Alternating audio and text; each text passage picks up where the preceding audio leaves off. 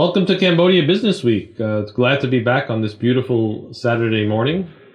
Today we're going to look at a little bit more of the altruistic side of our country, and we're going to talk about a very, very important NGO in the market here that's doing some fantastic work. And I'm very privileged to have on this morning somebody who's really invested a lot of time in helping the youth of the country and developing programs which are expanding and getting bigger and more diversified. That's doing some great work. Sometimes there's criticism of NGOs, sometimes we love NGOs. In this case, we have an NGO that we could really love. It's called Indochina Starfish Foundation, and I'm privileged again to have Vicheka Chourp on the show. Did I say that right, Vicheka? Almost. Can you say your name properly? Because I'm just failing after 9.5 years in Cambodia. Chourp Vicheka. So my name is Vicheka. Now, what does your name mean? Vicheka means November. So that's when I was born. And Chourp means? Chourp is just to meet, and it doesn't translate anything in this situation. Okay. Yeah. Well, tell us where you're originally from. You're Cambodian, so where were you born? Where did you grow up? I was born in one of the province, Kampong Cham, so in one of the small town, and then our family had moved to Kampong Cham also, but just moved to the city, Kampong Cham, in the central of the province. And we've been living there, my parents still living there though, but I moved almost 20 years ago. Okay. To live in one other province for working and moved to Phnom Penh 14 years ago. Okay. Did you, was there a solid enough education system at the time when you were growing up?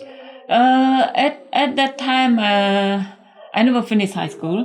So I fell high school, and then I started working and moved from Kampong Cham province to work in one of the province. After 3 years, I thought I had to go back to school. So I tried to look for a job in Phnom Penh so that I get a job and move to Phnom Penh, and I continue my degree in Phnom Penh. Okay. What did you study?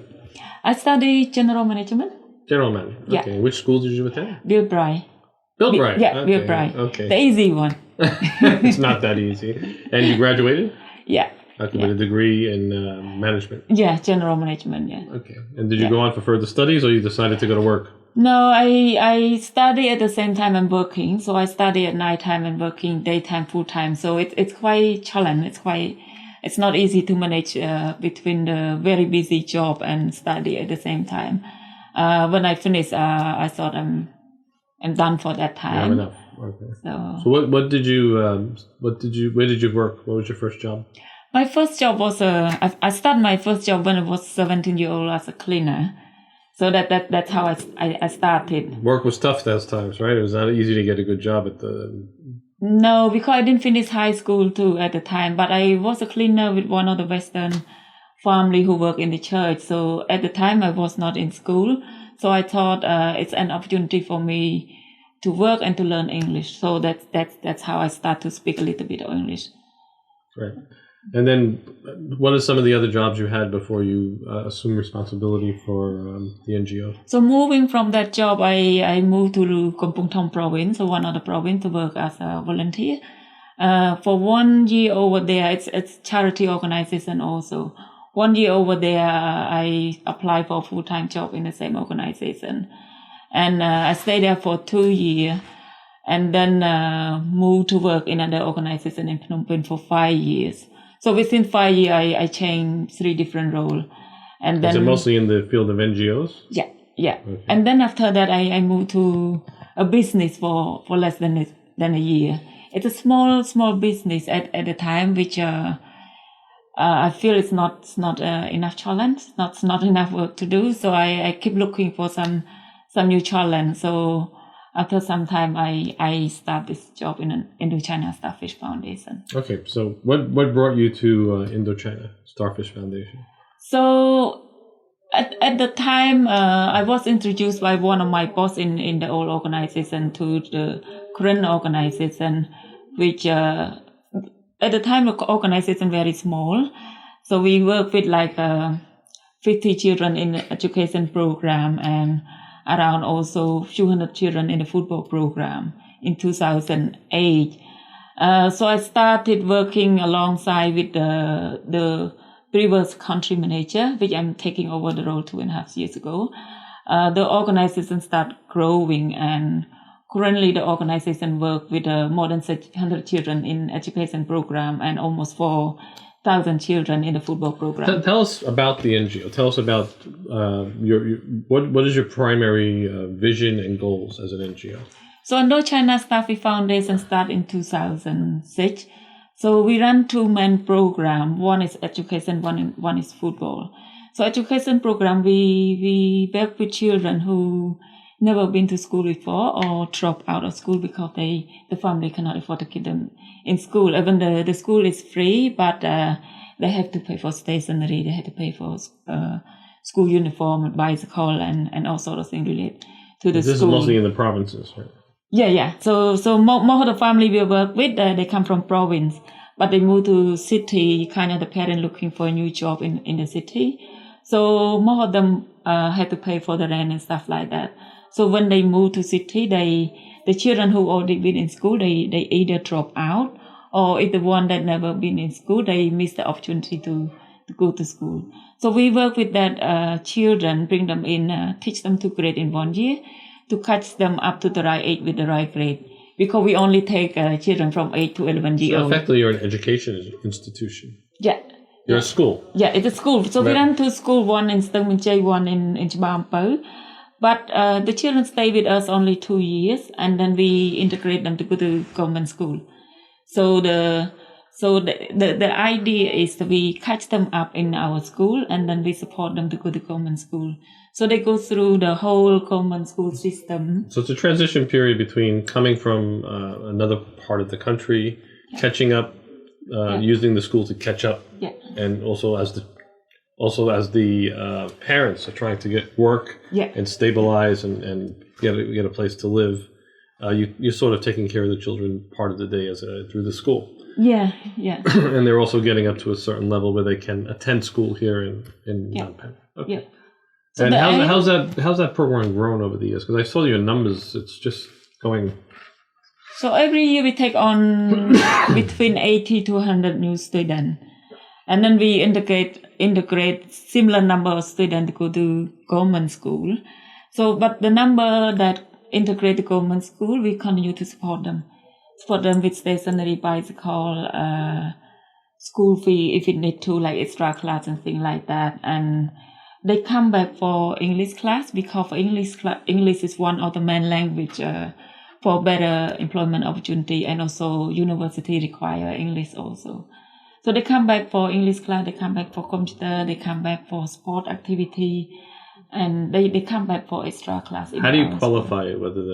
Is there certain criteria? Obviously, people that could afford school, that don't actually need an NGO for the support. How do you qualify these people to make sure that they're in need?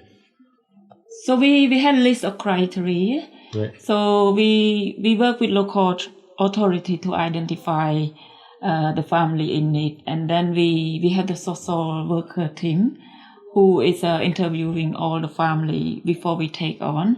So kind of asking them question on how many people in family, how much they earn a month, how many children already in the school, and how much they earn and stuff like that. And then they make the short list, and the social worker will do the home visit.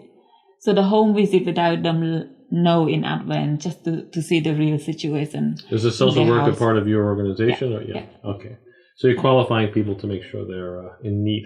Yeah. Then you also have the football program, the soccer program. Yeah. How did that evolve from the school? So it's kind of separate program, the football, but it's not separate. So currently the football one, we work with almost 4,000 children in Phnom Penh and across more than 10 provinces in Cambodia. So the aim of football program is not to produce elite football player, but use it as a platform to provide education. So we teach them on danger of drug, alcohol, gambling, gender and teamwork and confidence and things like that, which is the education part. It's not boring training. It's we use it as a fun game activity, but as education. which is even the aim is not producing elite football player, but we have some really good football player who've been selected by Football Federation of Cambodia. We work very closely with the Football Federation of Cambodia, and some of our female players have been selected by the federation on behalf of national team to play overseas again. Okay, so the overall mission of the NGO. I mean, obviously, we've looked at detail, but what's your overall mission? So I believe that all the children, no matter where they were born, they deserve the right for education, healthcare, and sport. So we focus on education, healthcare. We provide them vaccination. We look after free them. vaccination. Yeah, free vaccination. Look after them in our own school, and if they get very serious, sick and need a bigger treatment, we work with other organizations or hospital to get free treatment or discount treatment for them. And the football is kind of education, but also fitness and health. Opportunity for them to interact with other children. Okay. And who are the backers of the NGO? So the founder is the Peter Slater. He's and a group of his friends. So they used to work in Hong Kong, very successful in their career and business, and they want to do something to give back to society. So he arrived in Cambodia in 2005. See a lot of children walking on the street collecting the rubbish to make some money to support the family. So that's how the program started. He started with just teaching English only, like he let somebody with some of the people that he know teach English, and then after some time they realized that teaching only English doesn't give them a good opportunity to be employed, because the aim of the program to get them into a better employment opportunity. So they decided to include the full Khmer curriculum into the school system. Right. So besides Peter, who else is? So currently we have a total of 10 board members. Right. Yeah, they still very much involved. Mostly they involved in part of connecting us to funding individual Right. So they're helping you with the funding. Yeah. Okay. Yeah. And you guys are growing a lot, right? Yeah, we continue to grow. So this year again, we commit to take on 80 new students who fit our criteria. And that's normally the running rate is about 80, and because 80 graduate and 80 come in. Yeah. Okay. Yeah. So what about people that want to stay? They don't want to go. They had to, because in our school we have only up to grade 5. Right. So they had to go through the government school system so that they can go to university or get employed. But you're not really an accredited institution, right? You just No. We work. We have MOU with the Ministry of Education, so we work alongside with them, and we work alongside with the government school and integrate them with the golden school and stuff like that. Right. So you've done very well in education and sports. Is there any plans for the future? So the plan is we continue to take on new students in education program, and for the football this year we are planning to expand to work with people with HIV and blind and wheelchair. It's still a problem in the country, HIV? We not really focus on DZ. Our program is just give them opportunity to be part of sport and to be part of society. So we not go into detail on education on DZ. We leave that to other organizations to do it. Okay, I understand. And what do you personally get out of it? I mean, this is obviously sort of a work that you can see results and see that it's actually a contribution to society, and that you can see people that come in a certain state, maybe not educated or didn't have access to education. You give it to them, and they leave later on much smarter, brighter, and ambitious people. So what do you get out of it? Satisfaction.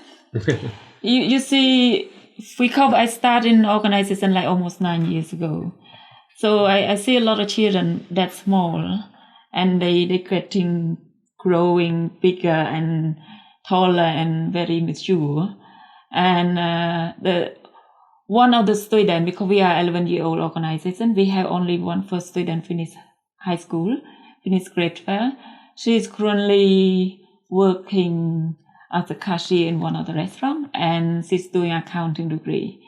She's come from very, very difficult background, and now you see the change in her. You see the confidence.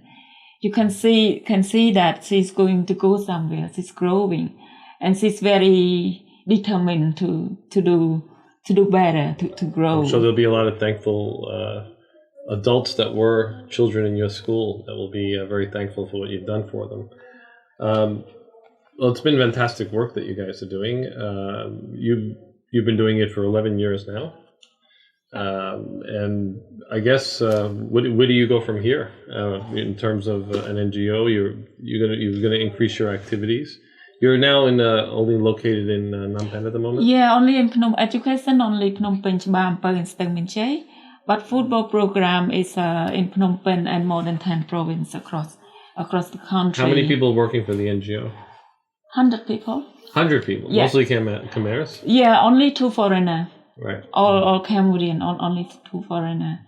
And that's the aim. We're trying to get the organization to be sustainable. Because foreigners sometimes they come and go, kind of they like to change work and stuff like that. So if we have Cambodian, it's always in the country. It's kind of like the program is more sustainable. That's the aim. But we still need a lot of support from the foreigners on the fundraising and communication side. Well, I'd like to ask you maybe a question. Interesting question to me is. Have you seen turnaround stories? Have you seen some kids that have come in that are really misbehaved or troublesome? I don't know what I was when I was a kid. That you saw a great turnaround because they actually had, because there's a lot of discussion that education does solve a lot of problems in the world. Having that access to education. And perhaps a lot of the world's troubles is because people don't have access to education. So I have one story to share. So we have one student at the time. He's really like football. He's in our own education program, but he also in our football program. So he loves football, but he caused a lot of trouble with his friend and in a group playing Just football. To beat them up. So trouble means beating them up, right? No, we had child protection policy. It's not allowed to do all those things. So at the time, it was not me dealing with the situation. It was previous country manager. She said, if you want to play football, if you want to be in football program, you have to look at how you treat your friend and stuff like that again. So she banned him from being in football playing football for few days, just to let him think of what he should do again. And then since then, he just completely new person because he want to play football. He just love it. And now he's the football coach. He's the football coach now. Oh, really? And he coaching a lot of teams. He's still in school though. He in grade 12 himself. He's a lot older than a lot of students. But he doesn't want to leave. Now he doesn't want to leave. He became the coach. He doesn't want to leave. We encourage them to leave. So we give them opportunity to stay with us for some time, just to give them experience in the workplace and stuff like that. But overall, we want them to leave. We want them to go to the outside world, experience the real life, the real world. So that's the aim of the program. Okay. Well, you're doing great work. You should be really proud of yourself. The NGO should be proud of what they're doing. You're helping out the country a lot. We need organizations like you to take care of the needy and to take care of those that don't have the access to education. Is so important, obviously, and that helps the country a lot. And that model, hopefully, other NGOs will look at as well. And it's more about educating people than taking care of people. Because you educate them, they take care of themselves, right? That's the whole idea. We're going to ask you that famous last question that we ask everybody, which is, what do you love about your Cambodian? So what do you love about Cambodia and what would you like to see improved? So I really like the security. It's very safe in Cambodia. And I didn't want to move because I had opportunity to go and live somewhere overseas, but I don't want to go. I love my country. I love the people. I love the food. I love the culture. The food. Yeah, I love food. It's not easy to find Cambodian food in an area. It's not. Yeah, so that's I really like, but I really want to see the change on education and medical health. Is the education system getting better? It's getting better, but it's not there yet. We need to have more quality education system and also the medical care quality one. That's going to take some time. Yeah, but that's what I hope to see. Well, thank you, Vicheka. Thank you very much. Thank you. It was great to talk to you. Thank you. Come back again and tell us maybe next year how things are going. Okay, yeah, sure. Thank you very much. Thank you. We'll be back after a short break.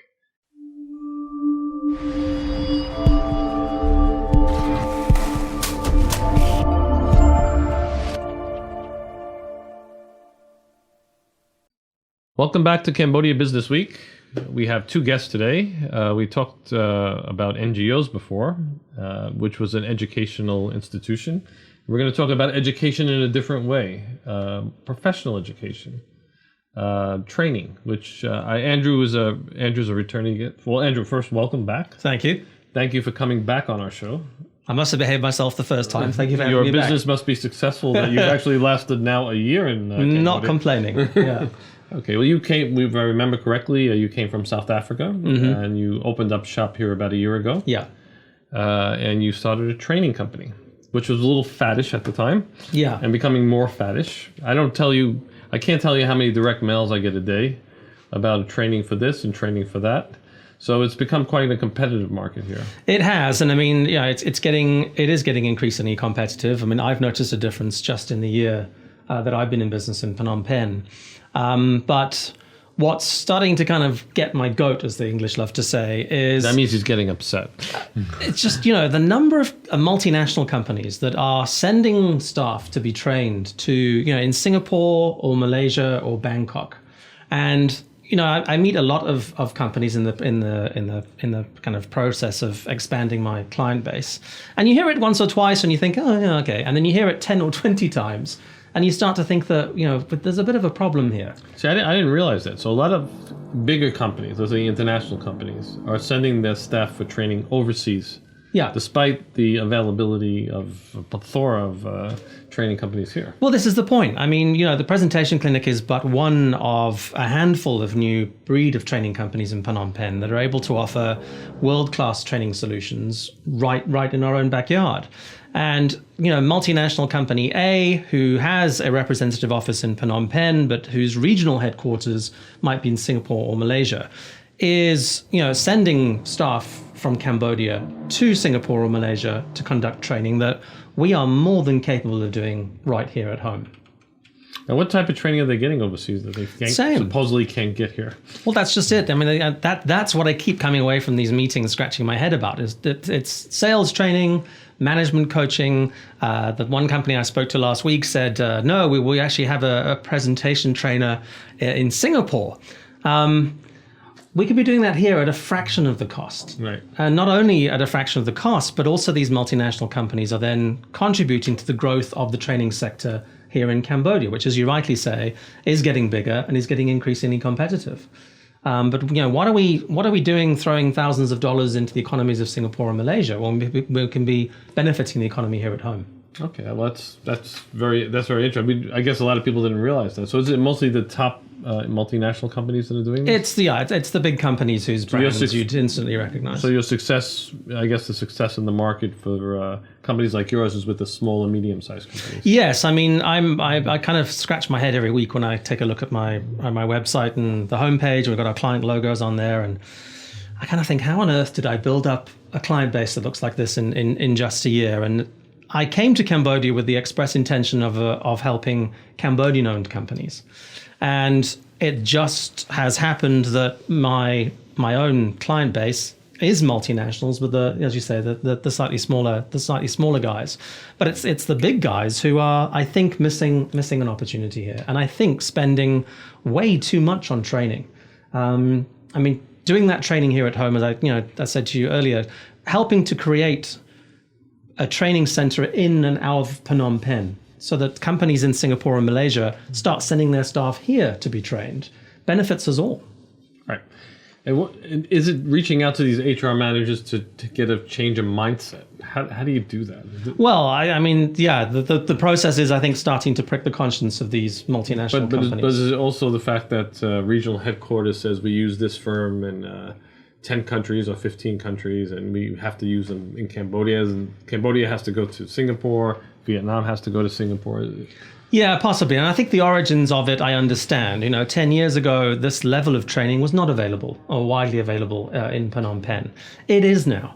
And I think the time's come for these companies to just have a look at the way they're doing their training. I mean, as nice as it is to be sent to Singapore or Malaysia for a week to do training, it's very disruptive. Not only to have those staff members away from the office for an extended period of time, but for those staff members to be away from their family and friends for an extended period of time.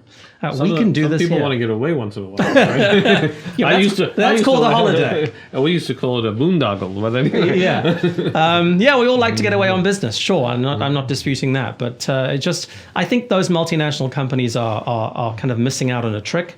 And I think it would benefit everybody if we started looking at doing this training, growing this training sector that we have here, right here in Phnom Penh. We've got some incredibly talented individuals that are doing training now here. Yeah, let's talk about the growth a little bit of the training sector here. You've seen a blossoming of companies here. And has the professional level really increased? I'd like to say yes and no. I think there are, a small number of companies that are offering, as I said, kind of, first world-class training. My inbox also gets bombed every day from companies that are giving public courses, and I don't necessarily see an improvement in the professional quality, at least of even the branding of that particular training. Seems to be particularly in human resources. Resources and tax and accounting. Yeah. Tax more. And you see it with sales training courses as well. But if the advertisement for the training is riddled with spelling errors and grammatical errors, you really have to ask yourself, what's the quality of the actual training going to be like? Right. There's no real certification process here either, right? No, there isn't. I mean, I have a vocational training license from the Ministry of Labour. I do wonder sometimes, whether other companies are in possession of those licenses. But my intention was to arrive here and to do everything above board. And fine, if I need a vocational training license, let's get a vocational training license. Let's do this properly. And I think that perhaps that's part of the problem as far as multinationals go, is that they don't see yet that level of profession, that level of certification across the industry here. That there's a worry that, well, if we do this training locally, are we really getting good bang for your buck? And what's involved in that certification, getting that license? What do you have to prove to the Ministry of? Very little. It was quite a quick. You're not selling that very well. It was quite a quick process. No, I think in a way I am selling it. It's not difficult. It's a few forms. It's a few weeks. It's a few $100s. There's a fitness test just to make sure that you're actually capable of standing up or even sitting down, but able to give the training that you promised you're going to be able to do. And that was it. It was just it's another certificate that I have to display in my workplace along with my tax patent and my business registration certificate. And there's my vocational training license from the Ministry of Labour. In fact, a lot of companies, when I do go and see them, that's one of the questions they are starting to ask more regularly is, are you licensed? Licensing is becoming very important. As it should be. As it should be. Well, we heard that obviously that you'd like to see these large international companies not send their people overseas and send them to the presentation clinic. That's right. Those like yourselves. Let's talk about what the presentation clinic offers. In case we have new listeners, we're always having new listeners, right?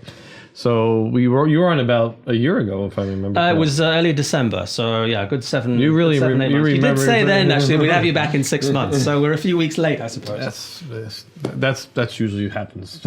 No, I do appreciate the invitation. No, but let's talk about, because you've evolved. Your customer base has grown. Your training programs have diversified. What are the topical training programs you're offering now? What would people come to the presentation? It's no longer only presentation. No, not at all. I mean, it's it's expanded quite a lot actually, to the extent that back in February, I hired an English trainer, Brandon Roberts, who's now doing business English programs. So we're offering a 12 or 16 week program, and that we tailor like we do all our other training. So it might be, spoken English, written English, customer service English, etc. So we're now able to offer that.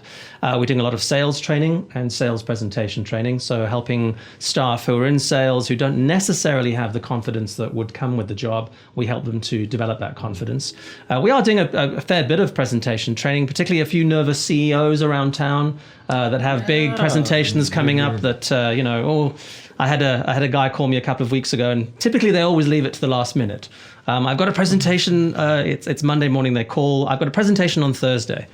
So I say to them, well, look, I can either give you a fish. Do you do that homework? I don't do their homework, but I do encourage them to do their own. So I can either give you a fish to eat, and we can work on your presentation for Thursday, or I can teach you how to fish. And let's put you in through a 6-week program. And fortunately, most of them appreciate the wisdom of doing that. So presentation and public speaking coaching, very much still a kind of mainstay of the business. But increasingly, the uptake for the business English has been very strong, particularly in the past few weeks. I think now that most of the holidays are out the way, and the sales training continues to be a core business. I find that interesting as well. There's a lot of youngish CEOs that actually don't work for international companies. They haven't gone through international company training. If you work for a big international company, you go through these extensive training courses, usually very top-notch training. But we have a lot of small, medium-sized businesses here that have some pretty young CEOs that actually haven't gone through the corporate culture and the training. And they are beginning to have to get challenged to be able to act in public speaking and also giving headquarter presentations. So this is something you help people with. Yeah, and beyond that as well. I mean, we're finding particularly those mid-sized multinationals, and it's exactly that. It's particularly the mid to senior level managers who are, by virtue of where they've come through the ranks, are very young. So we're finding ourselves doing an increasing amount of management coaching. So it's helping them to, how to make decisions effectively, how to inspire and motivate a group of people, how to manage a group of people to try and achieve as much happiness in the workplace as possible. I mean, happiness is becoming, 10 years ago, we kind of laughed it off. Staff don't need to be happy. They just need to arrive at work and do what they're told. But happiness in the workplace is becoming a real important thing, so much that consultants are hired around the world to go into companies and to tell you how happy your staff are and what you can be doing to increase that level of workplace contentment. Yeah. So that's all part and parcel of our management coaching as well. So the product offering has most definitely developed over the past 6 months. Okay. Are you doing more international expat sort of training, or are you doing more local Khmer? We're doing more local Khmer for multinational companies. Trying at the moment to get Cambodian business owners to appreciate the return on investment from doing soft skills training. Is that happening? It's happening, but it's happening slowly. And I think the pressure is on those companies, thanks to the uptake from smaller multinationals in Phnom Penh that are doing an increasing amount of training. How do Cambodians executives approach training? Do they take it very seriously? Yeah, very seriously. I mean, they want to see a lot of supporting documentation. They go through quite a rigorous kind of due diligence process. I mean, it's a meeting. It's then, they want to see course overviews. It might be another meeting. I'm finding that the process of actually getting them to agree to a start date, that's starting to take a little bit longer. So when are we going to see the Andrew Barnes Institute of Training? Well, we call it the presentation clinic for now. As well the costs involved with re-registering the business. So I think for now I'm going to leave it as it is. But the business is growing now. You're two? Yeah, we're two. We're happy. I mean, I did not think when I launched the business last September that I'd be sitting here the following July already with another staff member. So, and already I'm thinking for 2018 that I'm probably going to have to expand the business English staffing because the uptake has just been so strong. Well, let's sort of reiterate the message in that Andrew's been kind enough to come on today and express his opinion that there is enough competency in Cambodia. There's enough talent in Cambodia and certainly professional organizations to do the training that companies need, multinational companies need, or Cambodian companies need right here in our own backyard. That's it. Let's save some money. Let's develop the sector. Let's support the local industry. Yeah, and I mean, let's in the long run, let's make Phnom Penh a regional training center. Right. So that was a great message, and congratulations on surviving almost the year. Thank you.